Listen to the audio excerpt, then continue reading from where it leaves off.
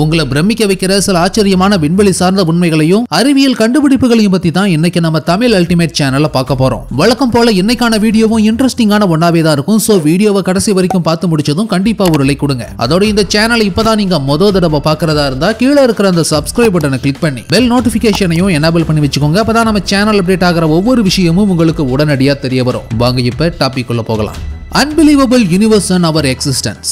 இதுதான் நாம வாழற பூமி. நாம வாழற பூமியோட குடும்பம் தான் இந்த சோலார் சிஸ்டம். இதுல நம்ம பூமியை தவிர புதன், செவ்வாய், நெப்டியூன், யுரேனஸ்னு பல கிரகங்கள் இருந்தாலுமே பூமிக்கும் அதோட துணைக்கோளான நிலாவுக்கும் இடைப்பட்ட தூரம் மட்டுமே உங்களை பிரமிக்க வைக்கிற விதமா தான் இருக்கும். ஏன்னா எர்த்துக்கும் மூணுக்கும் இடைப்பட்ட டிஸ்டன்ஸ் மட்டுமே 2,52,088 மைல்கள். இந்த டிஸ்டன்ஸ்குள்ளார என்டையர் சோலார் சிஸ்டம்குள்ளார இருக்கிற எல்லா பிளானட்ஸையுமே நுழைச்சி ஃபிட் பண்ண முடியும்னா யோசிச்சு பாருங்க இது எவ்வளவு பெருசா இருக்குன்னு. இதுல சோலார் சிஸ்டமோட பிளானட்ஸ் பத்தின தனிப்பட்ட சிறப்புகள் பத்தி பார்த்தனா இந்த சிவப்பு கிரகமான ஜூபிட்டரோட ரெட் ஸ்பாட்ல மட்டுமே 2 பூமிகளை வச்சு கவர் பண்ணிட முடியும். அப்படின்னா யோசிச்சு பாருங்க இந்த மொத்த வியாழன் கிரகமும் எவ்வளவு பெருசா இருக்குன்னு. அதோட இந்த சனி கிரகத்தோட அகலத்துக்கு 9 பூமிகள் சமமானதா இருக்கும். சனி கிரகத்தோட வளையங்கள் இன்னுமே நீளமானது. அதுல சுத்திக்கிட்டு இருக்கிறதுலயே சின்ன துகள் கூட ஒரு பெரிய மலை அளவுக்கு தான் இருக்கும். ஆனா இது எதையுமே சூரியனோட கம்பேர் பண்ண முடியாது. அந்த அளவுக்கு பெரியதுதான் நம்ம சூரியன். நம்ம சோலார் சிஸ்டம்ல அதுல நம்ம பூமி எந்த அளவுக்கு இருக்குன்னு பாருங்க. அதோட மூணுல இருந்து நம்ம பூமியை பார்த்தா அது இப்படிதான் இருக்கும். இதுவே மார்ஸ்ல இருந்து பார்த்தா புள்ளி அளவுக்கு மட்டுமே தெரியுற பூமி சனி கிரகத்தோட வளையத்துக்கிட்ட இருந்து பார்த்தா எந்த அளவுக்கு தெரியுதுன்னு பாருங்க. இதுவே நெப்டியூன்ல இருந்து பார்த்தா பூமி இந்த அளவுக்கான தோற்றத்துல தான் இருக்கும். அதாவது நெப்டியூன்ல இருந்து பூமிக்கான தொலைவுங்கிறது 4 பில்லியன் மைல்ஸ்னா யோசிச்சு பாருங்க. உங்க தலையே சுத்த ஆரம்பிச்சிடும். பில்லியன்ங்கிறது பெரிய நம்பர். இதுல இந்த டிஸ்டன்ஸ் நாம கவர் பண்ணணும்னா 1 மில்லியன் செகண்ட்ஸ்க்கு ஈக்குவல் 11.5 நாட்கள். 1 பில்லியன் செகண்ட்ஸ்க்கு ஈக்குவல் 31.7 வருடங்கள்லாம் யோசிச்சு பாருங்க. சூரிய குடும்பத்தோட எல்லையை இன்னைக்கு நிலைமைக்கு ராக்கெட்ல பயணம் பண்ணி தொட்டாலுமே கூட ஒரு மனிதன் தன் சராசரி வாழ்நாள பாதிய செலவு பண்ண வேண்டியிருக்கும். சூரியன் கூட நம்ம பூமியோட சைஸை கம்பேர் பண்ணா அது இந்த அளவுக்கு தான் இருக்கும். ஆனா இவ்வளவு பெரிய சூரியனை செவ்வாய் கிரகத்தோட சர்ஃபேஸ்ல இருந்து பார்த்தா அது இப்படி தான் தெரியும். உங்க எல்லாருக்குமே தெரிஞ்சிருக்கும் இந்த பிரபஞ்சத்துல இருக்கிற ஒவ்வொரு நட்சத்திரமுமே ஒரு சூரியன் தான். அதுல நம்ம சோலார் சிஸ்டமுக்கு தலைவரான சூரியனை விடவும் பெரிய பெரிய சூரியன்கள் எல்லாம் மத்த கேலக்சியிலையும் பிரபஞ்சம் மொத்தத்திலயுமே இருக்கு. அதுல இதுவரைக்கும் விண்வெளி ஆராய்ச்சியாளர்கள் கண்டுபிடிச்சதுலயே ஒரு பெரிய சூரியன் எதுன்னு கேட்டா அதுதான் இந்த விவை கேனிஸ் மெஜாரிஸ்ங்கிற சூரியன். இது நம்ம சூரியனை விடவும் 2000 மடங்கு பெரியது. இப்படி சூரியன், சோலார் சிஸ்டம்னு இதையெல்லாம் தாண்டின அடுத்த பெரிய விஷயம் தான் இந்த கேலக்சி. பல கோடி சூரிய குடும்பங்களை உள்ளடக்கின ஒரு அமைப்பு தான் கேலக்சிங்கிற இந்த விண்மீன் மண்டலம். உதாரணத்துக்கு யுனைடெட் ஸ்டேட்ஸோட மொத்த நிலப்பரப்பையும் கேலக்சின்னு சொல்லி எடுத்துக்கிட்டா அதுல ஒரு சின்ன காயின் அளவுக்கானது தான் இந்த சோலார் சிஸ்டம்னு சொல்லி யோசிச்சு பாருங்க. ஒரு கேலக்சிக்குள்ளார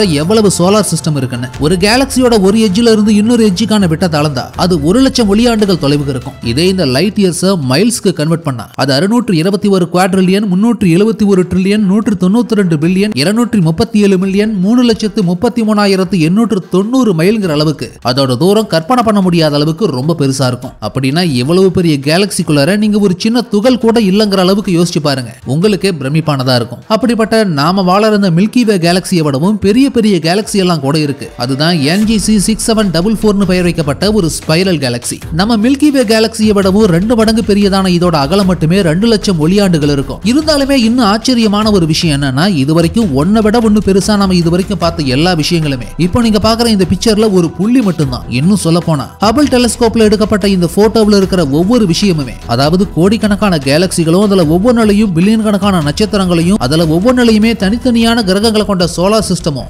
இன்னைக்கு இருந்து 11 பில்லியன் வருஷங்களுக்கு முன்னாடி இருந்த தோற்றத்தை கொண்டது. பிக் பேங்ங்கிற பெருவெடிப்பு உருவாகி 3 பில்லியன் வருஷங்களுக்கு அப்புறமா உருவான ஒவ்வொரு கேலக்சியும் அதுல இருந்த காலத்துல இருந்து 11 பில்லியன் வருஷங்கள் தாண்டித்தான். அதாவது 11 பில்லியன் வருஷங்களுக்கு முன்னாடி அது என்ன தோட்டத்தில் இருந்ததோ அந்த காட்சியை தான் இப்போ நம்ம பார்த்துக்கிட்டு இருக்கோம். அப்படின்னா இப்போது என்ன நிலைமையில் இருக்குங்கிறத அதோட தோற்றம் நாம பார்க்கிறதுக்கு கிடைக்க இன்னுமே பல பில்லியன் வருஷங்கள் தேவைப்படும். இன்னும் சொல்ல போனா இதுவரைக்குமே நாம பார்த்த இந்த மொத்த விஷயமுமே பிரபஞ்சத்தோட அதாவது இந்த மொத்த யூனிவர்ஸோட ஒரு பகுதி தானா யோசிச்சு பாருங்க. நாமெல்லாம் இந்த பிரபஞ்சத்துல எவ்வளவு அற்பமான பொருள்னு. இது தவிர மனித இனம் கண்டுபிடிச்ச வேற சில பிரமிக்க வைக்கிற அறிவியல் கண்டுபிடிப்புகளுமே இருக்கு. அது என்னங்கிறத பத்தியும் இப்போ பார்க்கலாம். ஹீலியோசென்ட்ரிசம். இன்னைக்கு நம்ம எல்லாருக்குமே தெரியும் பூமி உட்பட மற்ற எல்லா கோள்களுமே சூரியனை சுத்தி வந்துட்டு இருக்குன்னு. அதான் ஹீலியோசென்ட்ரிசம்னு சொல்லுவாங்க. ஆனா சில 100 வருஷங்களுக்கு முன்னாடி வரைக்கும் பூமியை சுத்தி தான் மற்ற கிரகங்களும் சூரியனமே சுத்தி வரதா நம்பிக்கிட்டு இருந்தாங்க மனிதர்கள். புவி மைய கொள்கைன்னு குறிப்பிடுற இதை ஜியோசென்ட்ரிசம்னு சொல்லுவாங்க. ஆனா இதுல ஆச்சரியமான ஒரு விஷயம் என்னன்னா முதல் ஹீலியோசென்ட்ரிசம் மாடலை கிமு 3ஆம் நூற்றாண்டு காலத்திலேயே அப்ப வாழ்ந்த மனிதர்கள் ஃபாலோ பண்ணி இருந்திருக்காங்க. இருந்தாலுமே ஜியோசென்ட்ரிசம் தான் பல காலங்களாவே டாமினேட் பண்ணிருக்கு. அரிஸ்டாட்டில் உள்ளிட்ட சில வானவியல் அறிஞர்கள் சூரியனை சுத்தி தான் பூமி உட்பட மற்ற கோள்கள் எல்லாமே சுத்தி வருதுன்னு பல காலங்களுக்கு முன்னாடியே சொல்லி இருந்தாலும் அது மத நம்பிக்கைகளுக்கு எதிரானதுன்னு சொல்லியும் முரணான விஷயம்னு யாருமே இது அந்த காலத்துல குறிப்பா ஐரோப்பாவில் வாழ்ந்தவங்க ஏத்துக்கவே இல்ல. 15ஆம் நூற்றாண்டு இறுதி வரைக்குமே இந்த ஹீலியோசென்ட்ரிசம் மேத்தமெட்டிக்கல் மாடல்ல மட்டும்தான் இருந்தது. ஆனா 16ஆம் நூற்றாண்டோட தொடக்கத்துல நிக்கோலஸ் கோப்பர்னிகஸ்ங்கிற வானியல் மற்றும் கணித ஆராய்ச்சியாளர் வந்து சொன்னதுக்கு அப்புறம் தான் சூரியனை சுத்தி தான் பூமி உட்பட மற்ற கிரகங்களும் சுத்தி வருதுங்கிறதையே மனிதர்கள் நம்பவே ஆரம்பிச்சாங்க. அதுக்கப்புறம் அறிவியல் ஆராய்ச்சிகள் அடுத்த கட்டத்துக்கு நகர்ந்து விண்வெளி அறிவியல் வளர்ந்ததுக்கு அப்புறம் தான் இந்த ஹீலியோசென்ட்ரிசம் முழுவதும் எல்லாராலையுமே ஏற்றுக்கொள்ளப்பட்ட விஷயமா மாறினது. The Human Genome Project 1869ஆம் வருஷம் ஸ்விஸ் நாட்டு விஞ்ஞானியான ஃப்ரெட்ரிக் மீஷர்ங்கிறவர் தான் முதலா உயிருள்ள திசுக்கள்ல இருந்து டிஎன்ஏங்கிற விஷயத்தை தனிமைப்படுத்தி நம்ம உடம்புல டிஎன்ஏன்னு ஒரு விஷயம் இருக்குங்கிறதையும் இது புரோட்டீன்ல இருந்து வேறுபட்டு இருந்ததுனால அதுக்கு ஆரம்பத்துல நியூக்ளின் அப்படின்னு பெயரை வச்சிருந்தாரு. அப்படி அவர் அன்னைக்கு கண்டுபிடிச்ச அந்த விஷயம் தான் அதற்கடுத்த நூற்றாண்டுல அசுர வேகத்துல வளர்ந்த அறிவியல் கண்டுபிடிப்புகள் மற்றும் தொழில்நுட்பங்களோட உதவியோட 1990 ஆரம்பிக்கப்பட்டு 2003 முடிக்கப்பட்ட ஹியூமன் ஜீனோம் ப்ராஜெக்ட் வரைக்கும் மிக முக்கியமான காரணம். இந்த ப்ராஜெக்டோட நோக்கமே மனிதர்களோட எல்லா வகையான டிஎன்ஏக்களையும் சீக்வென்ஸ் பண்ணி மனிதர்கள்ல உருவாகிற நோய் குறைபாடு உள்ளிட்ட விஷயங்களுக்கு எந்த மரபணு எந்த டிஎன்ஏ காரணம்னு கண்டுபிடிச்சு ஹியூமன் பயாலஜிலையும் மெடிக்கல் சயின்ஸ்லையும் எதிர்காலத்துல ஒரு மிகப்பெரிய சாதனையை நிகழ்த்தி நோய்களே இல்லாத மனித இனத்தை உருவாக்குறது தான் முக்கியமான குறிக்கோள். இந்த ஜீன் எடிட்டிங் ப்ராசஸ்ல கிறிஸ்பர் மாதிரியான டூல்ஸை பயன்படுத்தி ரிசர்ச் பண்ணிக்கிட்டு வராங்க ஆராய்ச்சியாளர்கள். கிட்டத்தட்ட அது பிரம்மன் எழுதின தலையெழுத்தை மனிதன் மாத்தி எழுதுறதுக்கு சமம்னே சொல்லலாம். தி காட் பார்ட்டிகல் சில அறிவியல் கண்டுபிடிப்புகள் முழுமையடைய அதிகமான காலங்கள் எடுத்துக்கும். அப்படியான ஒரு விஷயம் தான் இந்த காட் பார்ட்டிகல். இந்த பூமியை சரி இந்த பூமி உருவாக காரணமான கல், மண், மழை, தண்ணீர், அதுல வாழற உயிரினங்கள், தாவரங்கள், மனிதர்கள்னு எதை எடுத்துக்கிட்டாலும் அது எல்லாமே அணுக்களால கட்டமைக்கப்பட்ட ஒண்ணுன்னும் அந்த அணுக்கள் எல்லாம் அடிப்படை துகள்களான புரோட்டான், நியூட்ரான், எலக்ட்ரான் உள்ளிட்ட விஷயங்கள்னால கட்டமைக்கப்பட்டிருக்கணும். உங்களுக்கு ஏற்கனவே தெரிஞ்சிருக்கும், ஸ்கூல்லையும் படிச்சிருப்பீங்க. ஆனா அந்த அடிப்படை துகள்களுக்குமே கூட ஒரு மாஸ் அதாவது நிறை இருக்கும். அப்படிப்பட்டது எங்க இருந்து கிடைக்குது, அதுக்கு அடிப்படை காரணம் என்னங்கிற கேள்விக்கு பதில் கண்டுபிடிக்கிற சொல்லப்பட்ட ஒரு ஆதாரம் தான் இந்த ஹிக் போசான் துகள். அப்படிப்பட்ட இதை காட் பார்ட்டிகல் அதாவது கடவுள் துகள் அப்படின்னு சொல்ல ஆரம்பிச்சாங்க. மொத்த பிரபஞ்சத்தையும் கட்டமைச்சு எல்லா அடிப்படை துகள்களுக்கும் இதுதான் மாஸ் அதாவது எடையை கொடுக்குதுன்னு 1964ஆம் வருஷம் கண்டுபிடிக்கப்பட்ட இந்த ஹிக்ஸ் துகளை 2012ஆம் வருஷம் CERNல இருக்கிற ஹேட்ரான் கொலைடர்ங்கிற 17 மைல் நீளத்துக்கான சூப்பர் கண்டக்டிங் மேக்னெட்டிக் ரிங்கை வச்சு அடிப்படை துகள்களை அதிவேகமா மோதவிட்டு எனர்ஜியை பூஸ்ட் பண்ணி அந்த காட் பார்ட்டிகளை உருவாக்குற முயற்சியிலையும் ஈடுபட்டாங்க ஆராய்ச்சியாளர்கள். ஏஞ்சல்ஸ் அண்ட் டீமன்ஸ் ஹாலிவுட் படத்துல கூட நீங்க இதை பார்த்திருக்கலாம். இன்னும் இதை பத்தி டீடைல்டா தெரிஞ்சுக்கணும்னா யூடியூப்ல நிறைய வீடியோஸ் இருக்கு. காட் பார்ட்டிகல்னு சர்ச் பண்ணி பாருங்க, கிடைக்கும். தி தியரி ஆஃப் ரிலேட்டிவிட்டி நிஜத்துல சாத்தியமான எல்லா அறிவியல் கண்டுபிடிப்புகளுமே ஒரு விஞ்ஞானியோட தொடர் கற்பனையினால உண்மையா மாறின விஷயங்கள் தான். அப்படி ஆல்பர்ட் ஐன்ஸ்டீன் தன்னோட 16வது வயசுல லைட்டோட வேகத்தை துரத்துறதா நினைச்சு செஞ்ச கற்பனை தான் 2 பகுதிகளை கொண்ட சார்பியல் கோட்பாட்டை அதாவது தியரி ஆஃப் ரிலேட்டிவிட்டிங்கிற விஷயத்தை கண்டுபிடிக்க முக்கிய காரணமா இருந்தது. ஒன்னோட ஒன்னு தொடர்பு கொண்ட நிலையான வேகம் மற்றும் ஒளியுடைய வேகம் கான்ஸ்டன்ட் ஆனது மாறாதுங்கிறத விளக்குறது தான் இவரோட ஃபேமஸான ஈக்குவேஷனான E=mc² விளக்கம். இதோட அடிப்படையில தான் விண்வெளி அதுல பயணம் செய்யற ஒளியோட வேகம் கோள்களோட இயக்கம்னு சொல்லி பல விஷயங்களுக்கு காரணமும் விடையும் கிடைச்சிருந்தது அறிவியல் உலகத்துக்கு. இத பத்தி நிறைய பேர் தமிழ்லையும் மற்ற மொழிகள்லையும் தெளிவா விளக்கின வீடியோஸ் நிறைய இருக்கு. யூடியூப்ல சர்ச் பண்ணி பாருங்க. குவாண்டம் மெக்கானிக்ஸ் ஐன்ஸ்டீனோட ஜெனரல் தியரி ஆஃப் ரிலேட்டிவிட்டிங்கிற கோட்பாடு பெரிய அளவில் இருக்கிற பொருட்கள் ஆய்வு செய்ய பெரும் உதவியாகவும் சிறந்த கோட்பாடாகவும் இருந்தது. அதே சமயம் சிறிய அளவில் அதாவது அணு அளவுக்கான பொருட்களோட ஆற்றலையும் அதோட இயக்கத்தையும் விளக்க இயற்பியல் மற்றும் வேதியியல் ஆராய்ச்சியாளர்கள் குவாண்டம் மெக்கானிக்ஸ் தான் என்னைக்கும் பெருசா நம்பியிருக்காங்க. மருத்துவத்துறைகள்ல எம்ஆர்ஐ மிஷின்களையும் atomic clocks, transistor, computers, quantum computing, laser technology மாதிரியான விஷயங்கள்ல குவாண்டம் மெக்கானிக்ஸ் தான் இன்னைக்கு பயன்படுத்தப்படுது. இன்னும் ஆராய்ச்சி வடிவத்திலையும் இருக்கு.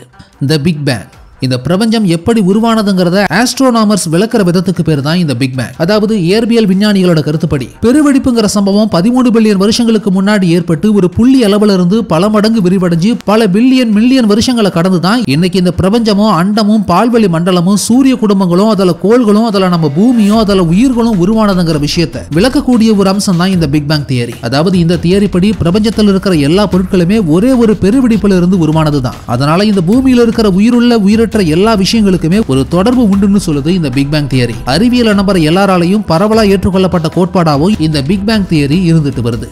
எவல்யூஷன் எவல்யூஷன்ங்கிற இந்த கான்செப்ட் என்னைக்கு நேத்து இல்ல பண்டைய கிரேக்கர்கள் மத்தியில கிமு 500ஆம் வருஷத்திலேயே அனாக்சிமெண்டர்ங்கிற பிலாசபரால சொல்லப்பட்டிருக்கு. மனிதர்கள் எல்லாருமே கண்டிப்பா ஒரு விலங்கு கிட்ட இருந்து தான் பரிணாம வளர்ச்சி அடைஞ்சு வந்திருக்கணுங்கிற விஷயத்தை அவர் 2500 வருஷங்களுக்கு முன்னாடியே சொல்லி இருந்திருக்காரு. ஆனா இந்த எவல்யூஷனரி ஐடியாவை பொறுத்த வரைக்கும் அறிவியல் பூர்வமா யாருமே உறுதிப்படுத்தி எழுத்து வடிவமா பல காலங்களாவே மாத்தவே இல்ல. கடவுள் தான் மனிதனை படைச்சதா சொல்லித்தான் எல்லா மதங்களுமே நம்பிக்கிட்டு இருந்தாங்க. ஆனா 1859ஆம் வருஷம் சார்லஸ் டார்வினோட ஆன் தி ஆரிஜின் ஆஃப் ஸ்பீசிஸ்ங்கிற புத்தகம் வெளிவந்ததுக்கு அப்புறம் தான் சர்வைவலுக்காகவும் சுற்றுச்சூழலை பொறுத்தும் பூமியில வாழக்கூடிய உயிரினங்கள் ஒவ்வொரு குறிப்பிட்ட கால இடைவெளிகள்ல பரிணாம வளர்ச்சி அடைஞ்சதுங்கிற விஷயத்தையே மனிதர்கள் தெரிஞ்சுக்கவும் புரிஞ்சுக்கவும் ஆரம்பிச்சாங்க. These fossils gave him one of the first clues about evolution. For example, observing the remains of a Mylodon, a giant animal similar to the sloth, he thought that those similarities were probably not a coincidence. 1863 வருஷம் Thomas Henry ஹக்ஸ்லேங்கிற biologist ஒரு book publish பண்ணியிருந்தாரு. அதுல மனிதர்களும் ஏப்ஸ்ங்கிற குரங்கினமும் ஒரே குடும்பத்தை சேர்ந்தவங்க தான்ங்கிற விவரம் குறிப்பிடப்பட்டிருந்தது. ஆனா டார்வினோட பரிணாமவியல் தத்துவமும் மனிதர்களுக்கும் குரங்குகளுக்கும் சம்பந்தம் உண்டுங்கிற விஷயமும் அந்த டைம்ல மதம் சார்ந்த குழுக்களுக்கு மத்தியில நிறைய எதிர்ப்பையும் கொந்தளிப்பையும் உருவாக்கி இருந்தது. ஆனா போதுமான அளவுக்கான அறிவியல் ஆதாரங்கள் அடுத்தடுத்து கிடைச்சதனாலையும் அறிவியல் வேகமா வளர்ந்ததனாலையும் பெரும்பாலான மனிதர்களால இந்த பரிணாம வளர்ச்சி கோட்பாடு ஏற்றுக்கொள்ளப்பட்டது. ஜேம்ஸ் ஒரு 100-150 வருடங்களுக்கு முன்னாடி வரைக்கும் காற்று மூலமா தான் எல்லா வகையான வியாதிகளுமே மனிதர்களுக்கு இடையில பரவுறதா பலரும் நினைச்சுக்கிட்டு இருந்தாங்க. ஆனா 1847 வருஷம் ஹங்கேரியில மகப்பேறு மருத்துவரா இருந்த இக்னாஸ் செமல்வைஸ்ங்கிறவர் கண்டுபிடிச்ச ஒரு விஷயம் ஜேம்ஸ்ங்கிற நோய் கிருமிகள் பத்தின உண்மையை உலகத்துக்கு அறிமுகப்படுத்தி இருந்தது. அதாவது அந்த டைம்ல கைகளை நல்லா கழுவிட்டு மருத்துவர்கள் நோயாளிகளை ட்ரீட் பண்ணும்போது அவங்களோட இறப்பு எண்ணிக்கை குறையறதையும் அடிக்கடி கைகளை சுத்தம் பண்ணிக்கிற மருத்துவர்கள் தொற்றுநோய் தாக்காம இருக்கிறதையும் கவனிச்சிருக்காரு அவர். அதுதான் நம்ம உடல்ல ஜேம்ஸ் அதாவது நோய்க்கு காரணமான கிருமிகள் ஒட்டி வாழுதுங்கிற ஒரு விஷயத்தை அவர் கண்டுபிடிக்க காரணமாக இருந்தது. இதனால அடுத்த சில வருஷங்களுக்குள்ளாவே லூயிஸ் பாஸ்டியர், ராபர்ட் மாதிரியான சில மைக்ரோபயாலஜிஸ்ட் ஜேம்ஸ்ல பாக்டீரியா, வைரஸ் மாதிரியான வெவ்வேறு வகையான நோய் கிருமிகள் இருக்குங்கிற விவரத்தையும் கண்டுபிடிச்சு அறிவிச்சாங்க. அதனால மனிதர்களுக்குள்ளார பரவற நோய்களுக்கு காரணம் காற்று மட்டும் இல்ல, நம்ம உடல்ல ஒட்டி வாழற கண்ணுக்கே தெரியாத சுற்றுச்சூழல்ல இருந்து உருவாகிற நோய் கிருமிகள் தான் காரணங்கிற விஷயம் உறுதியானது. அதை எதிர்க்கிற அழிக்கக்கூடிய மருந்துகளை கண்டுபிடிக்க ஆரம்பிச்சாங்க மருத்துவ ஆராய்ச்சியாளர்கள். பெனிசிலின் மனிதர்கள் கண்டுபிடிச்ச கண்டுபிடிப்புகளையே மிக முக்கியமான ஒண்ணு எதுன்னு கேட்டா அது இந்த பெனிசிலின் தான். அப்படிப்பட்ட இது 1928 வருஷம் ஸ்காட்லாந்தை சேர்ந்த அலெக்சாண்டர் பிளமிங் அப்படிங்கிற மருத்துவரால எதிர்பாராத விதமா கண்டுபிடிக்கப்பட்டது. ஒரு தடவை அலெக்சாண்டர் பிளமிங் ஹாலிடேவை முடிச்சிட்டு அவரோட கிளினிக்கல் லேபுக்கு திரும்பி வந்து பார்த்தப்போ பாக்டீரியாவை வச்சிருந்த வட்டமான கண்ணாடி பொருள்ல பூஞ்சை மாதிரியான ஒரு விஷயம் வளர்ந்து இருந்ததையும் அதனால அதை சுத்தி இருந்த பாக்டீரியாக்கள் இறந்து போயிருந்ததையும் கவனிச்சிருக்காரு. ரொட்டியில வளர்ற பூஞ்சை மாதிரியே இன்னொரு வகையான பூஞ்சையா வளரக்கூடியது பாக்டீரியாக்களை கொல்லுதுன்னு கண்டுபிடிச்சவர் அதுக்கு பெனிசிலியம் நொட்டாட்டம்னு பெயரும் வச்சு மனிதர்கள்ல பரவற பாக்டீரியா தொற்றுகளை அழிக்கிறதுக்கான மருந்தா அதை அறிமுகப்படுத்தி இருந்தாரு. 2ஆம் உலகப் போர் சமயங்கள்ல இந்த பெனிசிலியம் தான் போர்ல காயமடைஞ்சவங்களுக்கு முக்கியமான ஆன்டிபயோட்டிக்காவும் பயன்படுத்தப்பட்டது. இந்த பெனிசிலியம் அப்படி பர்டிகுலரா என்ன பண்ணுனா பாக்டீரியாவோட செல் சுவர்களை உடைக்கிறது மூலமா அது பாக்டீரியாவை பலவீனப்படுத்துது. அதனால அது நம்ம உடம்போட இம்யூன் சிஸ்டம் தூண்டிவிட்டு அது தொற்று நோயை எதிர்த்து போராட உதவியும் செய்யுது. அதனால அப்படிப்பட்ட இந்த பெனிசிலினை உண்மையிலேயே அற்புதமான மருத்துவ அறிவியல் கண்டுபிடிப்புன்னு தான் சொல்லணும். ஃபைனலி இந்த வீடியோ உங்களுக்கு பிடிச்சிருந்ததுன்னா லைக் பண்ணுங்க, கமெண்ட் பண்ணுங்க, ஷேர் பண்ணுங்க. அதோட இந்த வீடியோ உங்களுக்கு இன்ட்ரெஸ்டிங்கான ஒன்னாவும் இன்ஃபர்மேட்டிவான ஒன்னாவும் இருந்ததுன்னு நினைச்சீங்கன்னா கண்டிப்பா நம்ம தமிழ் அல்டிமேட் சேனலை சப்ஸ்கிரைப் பண்ணுங்க.